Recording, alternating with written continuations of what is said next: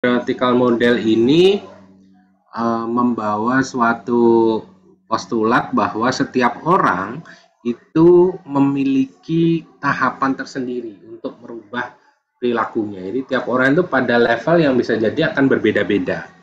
Dan teori ini mungkin akan sangat relevan kalau kita melakukan konseling sebenarnya. Kenapa? Karena kalau kita melakukan konseling itu kita bisa intimate satu persatu, kita bisa punya waktu memahami pasien ya, melihat apa sih yang terjadi pada pasien, terus kemudian tahapan mereka untuk berubah, untuk mematuhi diet dan seterusnya itu ada di mana.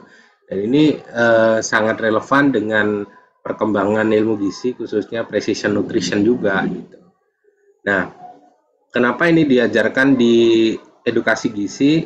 Bisa juga gitu di pendidikan gizi kita menggunakan theoretical model atau state of change ini. Cuman bedanya pendidikan dan konseling itu kalau pendidikan gizi kan bukan personal ya, bukan orang per orang, bukan individu antar educators dengan satu klien, tapi dengan kelompok ya. Ada kelebihannya yaitu kalau pendidikan gizi kita bisa memanfaatkan konsep peer support. Jadi kita membuat suatu kelas edukasi yang mana mereka ada pada tahapan yang sama, terus kemudian bisa saling support untuk mempertahankan perilaku. Mungkin ada yang membuat klub tiap Selasa gitu ya, main badminton bareng-bareng. Nah, itu kalau konseling susah. Kenapa? Karena hanya antar satu dengan satu orang gitu. Jadi nggak ada interaksi antar teman. Jadi salah satu kelebihan dari pendidikan gizi ada di dalam kebersamaan antar sasaran yang bisa juga saling menguatkan. Nah,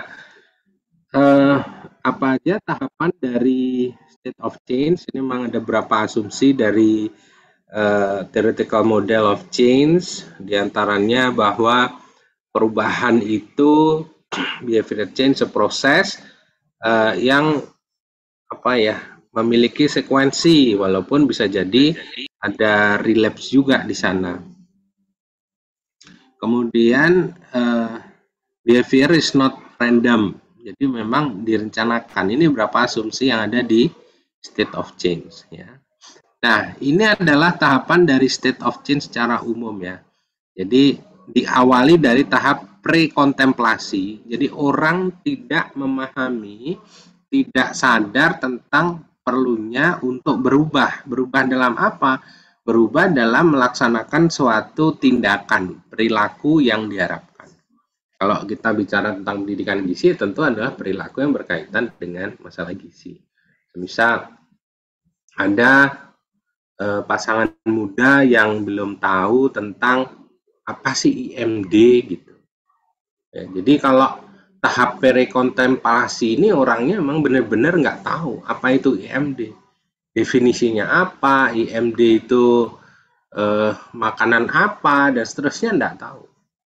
Sehingga nanti ketika kita menghadapi kelompok sasaran yang memang dalam tahapan pre-kontemplasi, ini edukasi yang kita laksanakan itu mungkin lebih ke arah raising awareness, kampanye, apa sih IMD, ya kan? Jadi tentang apanya dulu, sehingga orang kemudian memiliki pemahaman, oh IMD itu begini toh. Ini belum ke tahapan orangnya buy-in atau setuju dengan adanya IMD, ini masih hanya mengenalkan saja. Ya. Nah, ketika orang sudah tahu tentang IMD, tahapan selanjutnya dia akan maju ke tahap kontemplasi. Tahap kontemplasi ini orang sudah tahu tentang definisi, tentang apa maksudnya, jadi ranah pengetahuannya itu sudah bagus ya. Jadi prekontemplasi kita kalau edukasi sasaran pengetahuan bisa di prekontemplasi untuk tahu, untuk ngerti apa sih IMD, apa sih eksklusif, apa stunting itu apa, wasting itu apa, atau mungkin apa namanya, apa sih asam urat, penyebabnya apa dan lain sebagainya, ya anemia itu apa dan seterusnya, itu adalah tahapan prekontemplasi. Sedangkan tahap kontemplasi itu adalah tahapan ketika orang sudah tahu, ya, tapi dia setuju atau enggak. Jadi pada tahapan sikap dia masih bimbang, ya, masih galau. Wah, nanti kalau melahirkan aku IMD apa enggak ya? Apakah aku harus ikut apa namanya imunisasi apa enggak ya? Apakah aku nanti mau gentle birth atau normal atau sesar atau kayak gimana ya? Itu adalah tahapan kontemplasi. Ya Anda aja, kalau sedang galau, mau si Budi apa si Iwan ya? Mana yang kira-kira lebih lebih tinggi nilainya buat kita? Sebentar, saya dapat telepon dari Pak.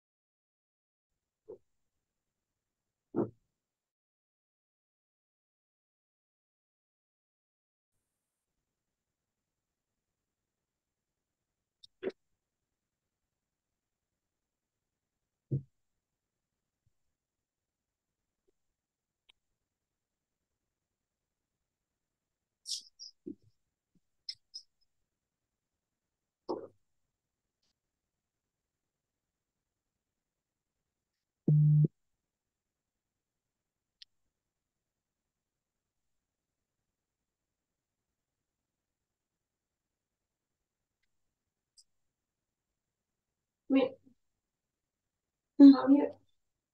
Hmm. Hmm.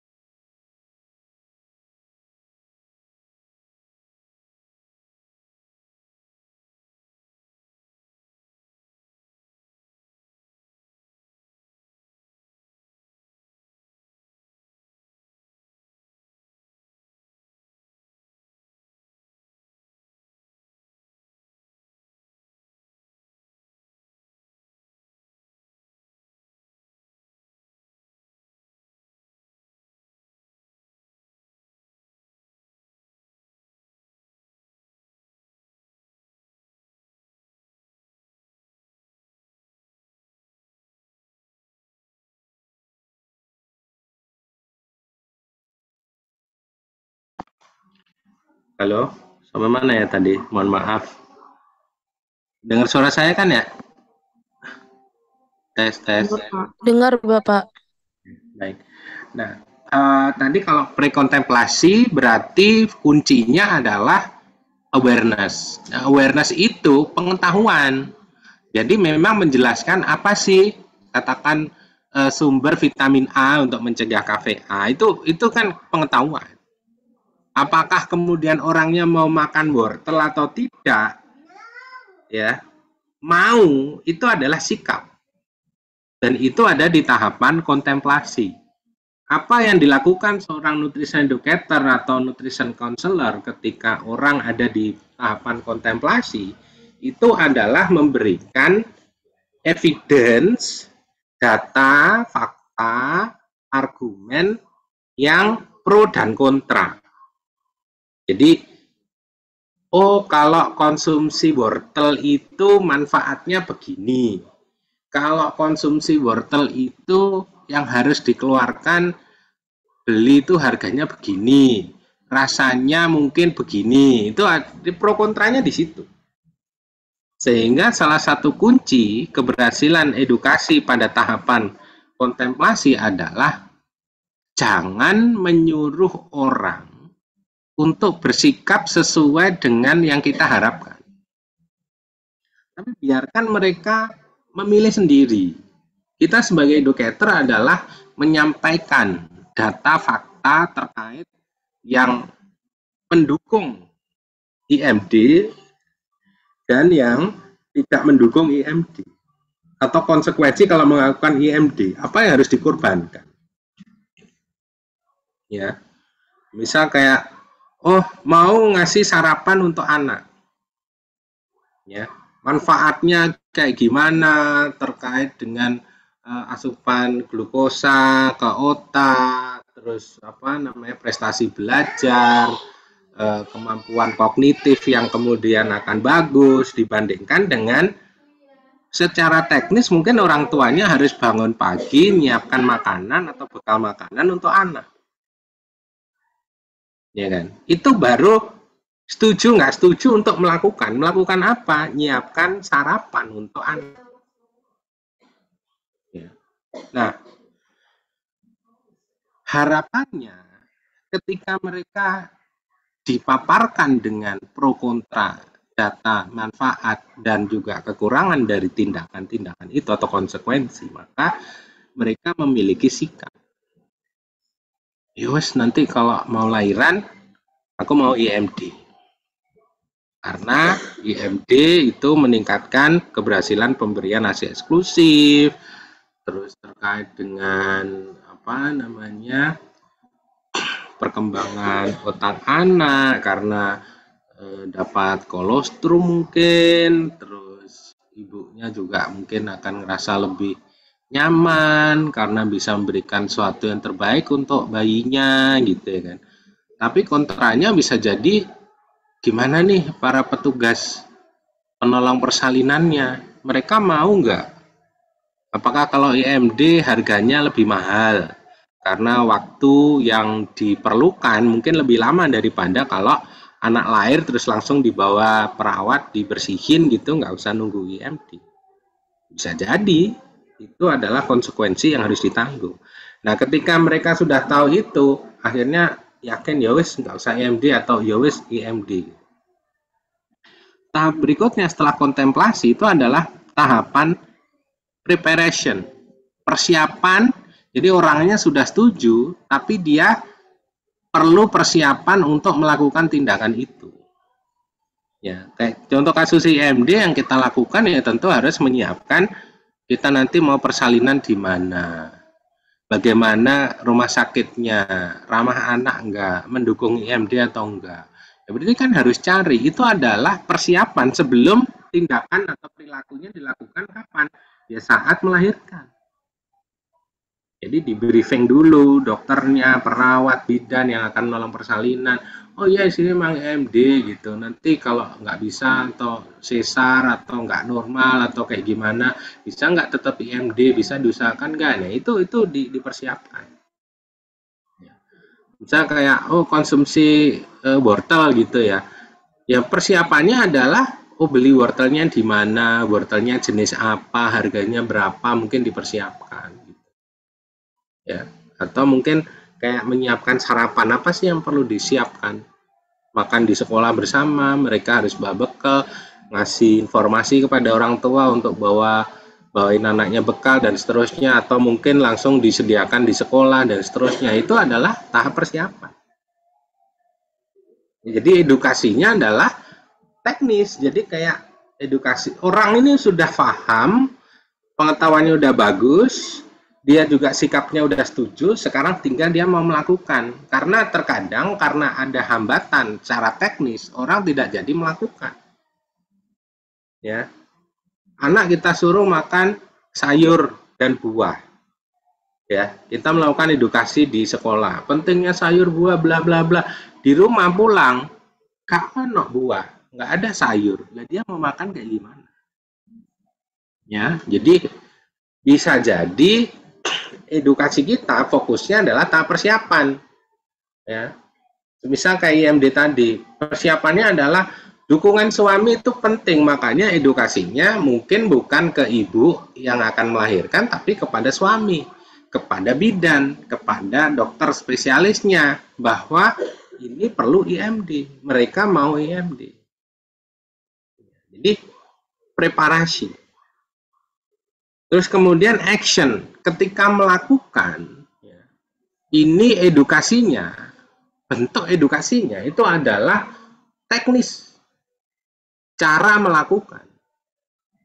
Contoh proses IMD-nya kayak gimana? Ya mungkin dikasih lihat melalui video, nanti IMD itu kayak begini, terus melakukannya kayak gimana ya. Semisal kayak edukasi mengenalkan makan wortel gitu ya. Bisa jadi pakai game anak-anak ditutup matanya gitu, dikasih apa namanya french fries sama wortel, disuruh nyoba, terus mendeskripsikan rasanya, suruh nebak mana yang wortel, mana yang apa dan seterusnya. Itu adalah cara. Atau mungkin pelatihan ya, action itu. Pelatihan bisa pelatihan di memasak atau mungkin praktek memijat payudara, praktek memerah ASI menggunakan pompa elektrik atau manual, atau mungkin bagaimana menyiapkan makanan yang rendah purin dan seterusnya. Itu adalah bagian dari action. Jadi ketika melakukan edukasi, ketika orang yang sudah akan action itu adalah melatih, ya, melatih mereka untuk melakukan tindakan itu. Katakan belanja yang sehat, ya edukasinya mungkin mocking belanja. Ada makanan yang sehat, ada yang nggak sehat, terus main game gitu ya. Dikasih 20.000, semuanya ada harganya. Ayo silahkan belanja, nanti dijelaskan kenapa milih itu, apa segala macam. Itu action. Ya, kita nggak ngomong tentang manfaat sayur buah, enggak. Ini sudah tentang action. Mungkin ibu merasa, oh kalau sehat itu mesti mahal, bahan makanannya mahal. Ternyata mungkin kita ingin menyampaikan, oh enggak, ternyata bisa. Buah itu ya enggak harus apel, bisa saja pepaya, mungkin ini lebih murah, atau pisang, atau mungkin jambu, dan seterusnya. Ya. Kemudian tahap selanjutnya, setelah action itu adalah maintenance. Jadi orang sudah melakukan, bisa melakukan. Jadi kalau orang sudah bisa melakukan, kita jangan lagi edukasi ngajarin mereka, wong wis iso kok, apa diajari mereka. Sama, orang yang sudah yakin, sudah punya pengetahuan, kalau Anda melakukan edukasi, ngomongin lagi, oh ini loh manfaatnya gitu, gak usah mau ngomongin, wis ngerti. Masalahku itu adalah maintenance. Ya, dia sudah bisa melakukan, tapi gimana dia melakukan terus-menerus. Edukasinya ini biasanya adalah membuat peer group, membuat peer support, karena edukatornya bisa jadi nggak ada di situ terus. Ya, jadi kayak, oh gabung kelompok itu siapa, Nagita Slavina itu ngomong ibu menyusui gitu ya. Jadi akan mendapatkan konstan reminder, cerita-cerita inspiratif dari sama-sama ibu yang menyusui. Itu maintenance. Atau semisal ikut senam litingkung ya, agar meningkatkan aktivitas fisik, atau ikut daftar gym, atau kalian buat apa namanya kesepakatan, ayo rek kita puasa Senin Kemis, tapi nanti buka puasanya dengan brokoli misal kayak gitu. Buat challenge kayak gitu itu kan sekarang banyak di media-media sosial pun juga bisa dilakukan.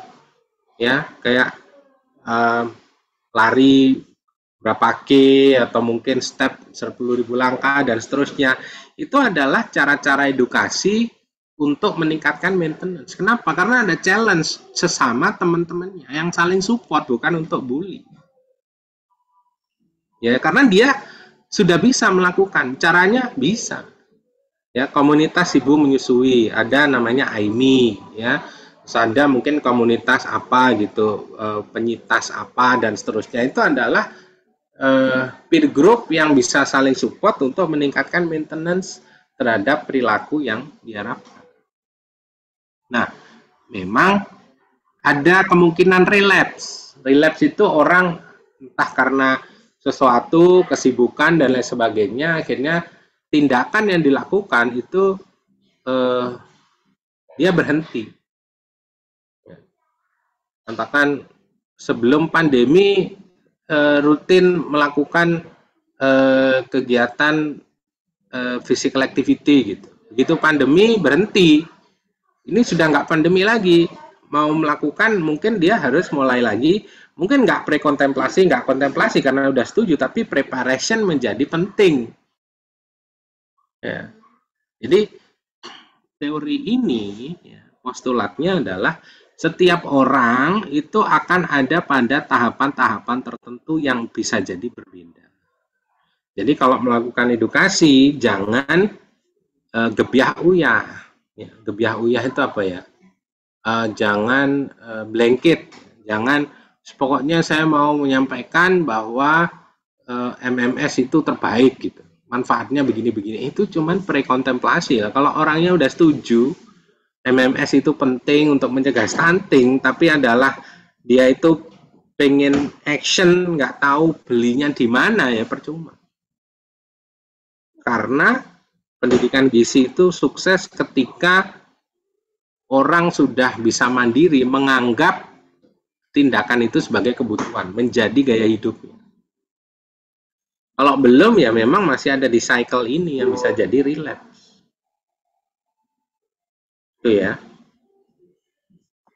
Oke, mungkin itu yang bisa saya sampaikan. Kalau ada yang mau ditanyakan, didiskusikan, saya persilahkan.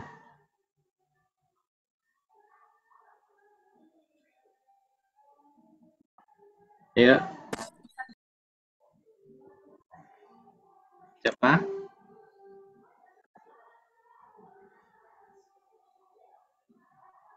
Silakan.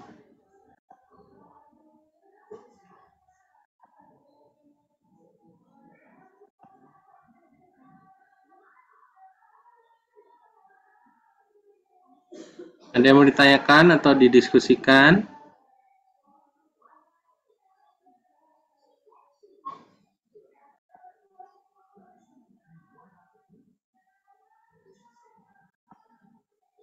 Sepertinya belum ada, Bapak. Oke. Kalau nggak ada, ini untuk absennya. Kalian dari 71 anak ada berapa anak semua total? Untuk total mahasiswanya ada 71, Bapak. Untuk yang join sekarang hanya 64. Nggak apa-apa, saya absenkan aja semua. Cuman dari 71 ini semuanya aktif kuliah ya, nggak ada yang kayak ikut ISMA atau ngapain gitu. Karena kelasnya bukan kelas yang normal, jadi saya absenkan semua.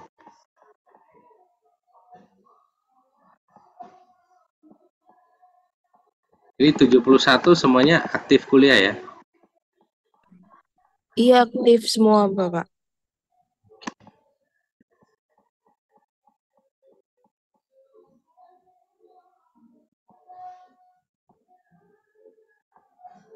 Oke, silahkan mungkin kalau ada sekalian ada yang mau tanya atau sambil mau absen, sambil saya absenkan.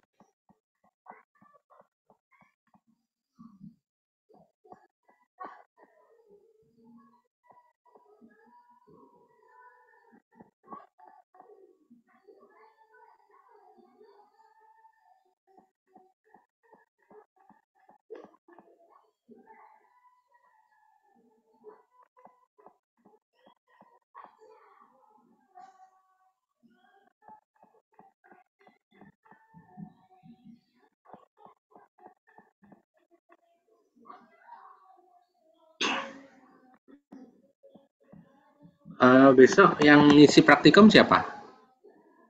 Besok apa Jumat ya? Untuk praktikum besok yang mengisi Bu Ninis. Oke. Jadi salah satu challenge-nya berarti kalau di Trust Theoretical Model ini adalah screening ya. Ngecek orang ini ada pada tahapan apa. Sehingga memang nanti kalau buat tools questionnaire salah satunya adalah melihat orang ini, sasaran kita itu ada pada tahapan yang mana, apakah dia masih pengetahuannya perlu ditingkatkan, mereka sudah punya sikap yang sesuai, ataukah masalah di maintenance. Jadi kita nggak bisa semua hanya memberikan informasi, karena bisa jadi mereka malah lebih tahu daripada kita. Kadang itu kalau apa ya, kayak kita mau ngomong tentang PMBA gitu ya, kalian aja bisa jadi belum pernah punya anak gitu, terus masak juga mungkin jarang.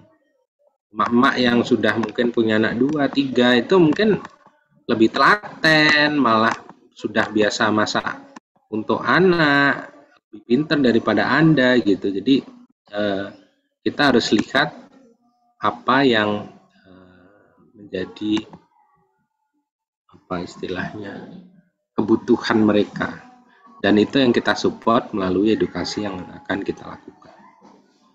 Ya, baik, terima kasih semuanya sekali lagi atas kesediaannya mengganti PHL di hari libur. Semoga Anda semuanya selalu sehat dan bisa fresh untuk ikut kuliah selanjutnya besok. Saya akhiri, Assalamualaikum warahmatullahi wabarakatuh. Waalaikumsalam warahmatullahi wabarakatuh. Terima kasih, Pak. Terima kasih. Ya.